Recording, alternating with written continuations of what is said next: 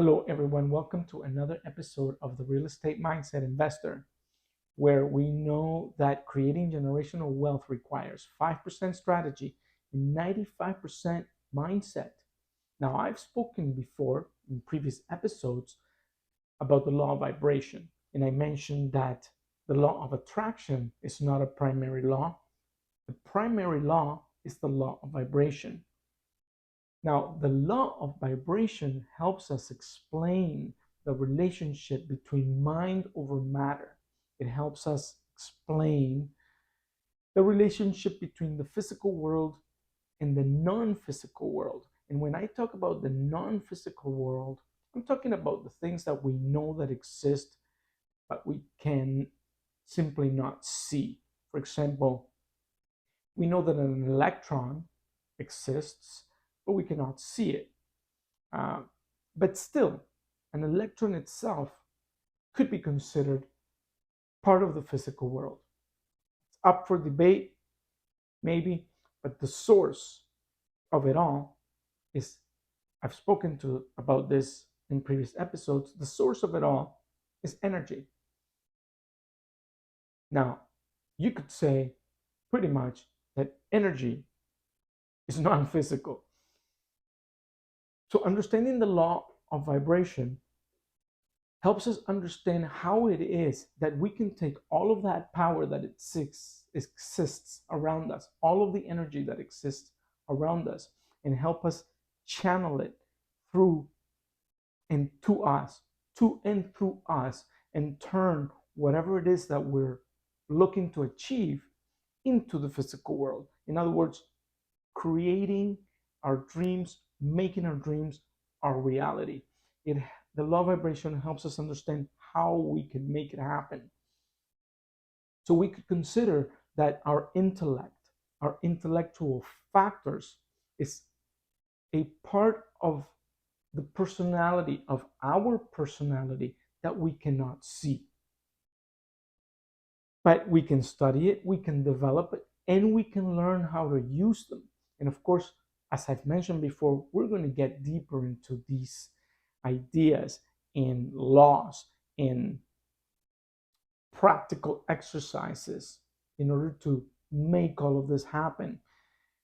But but it's very important to understand the law of vibration, because if you think about our intellectual factors as something that we cannot see, we we do understand that the minute that we think about something, we are increasing the amplitude of vibration of a group of cells in our brains.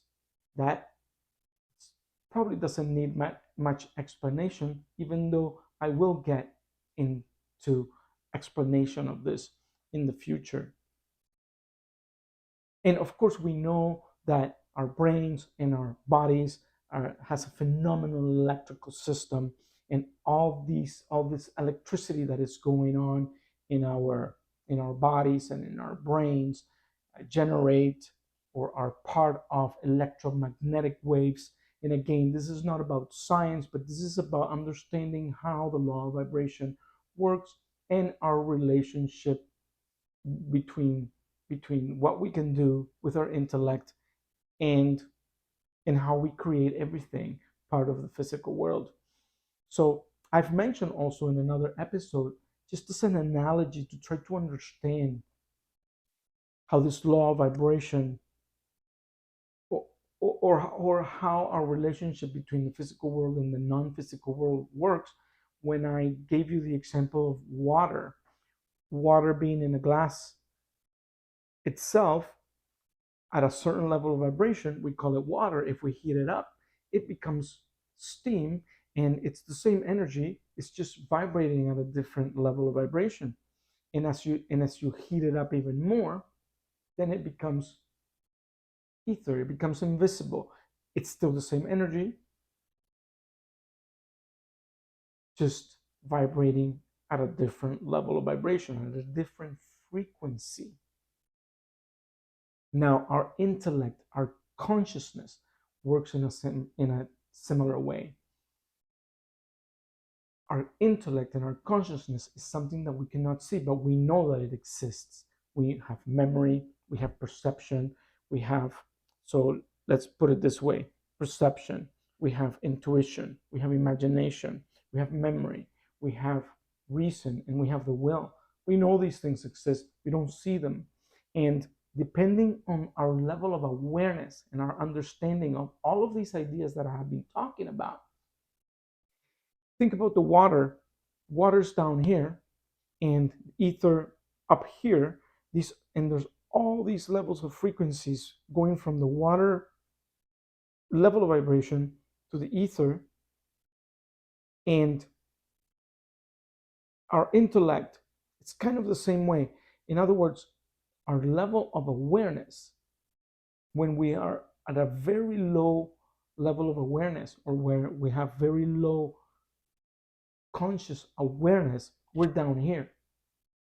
And as we can become more and more and more aware, we become more in tune with the frequency of that good that we desire. So let me leave this at that for now. Just think, and before I let you go, perhaps you could listen to this video or watch this video a few times, because through the power of repetition, you become more aware of the idea. And it will also allow you to become more curious about the idea, and maybe you go out there and do a little bit more research about it, just like I did when I heard it for the first time, because I had no clue what actually Bob, I heard this from Bob Proctor the first time. I had no clue what he was talking about, and I had to get out there and do a little bit more research, and it's starting to make more and more sense after years of studying these ideas. But it is crucial, believe it or not, it is crucial for our understanding between mind and matter, and how we can use our minds to make things a reality. So again, I'm going to leave it at that for now, and I will talk to you very soon. Bye-bye.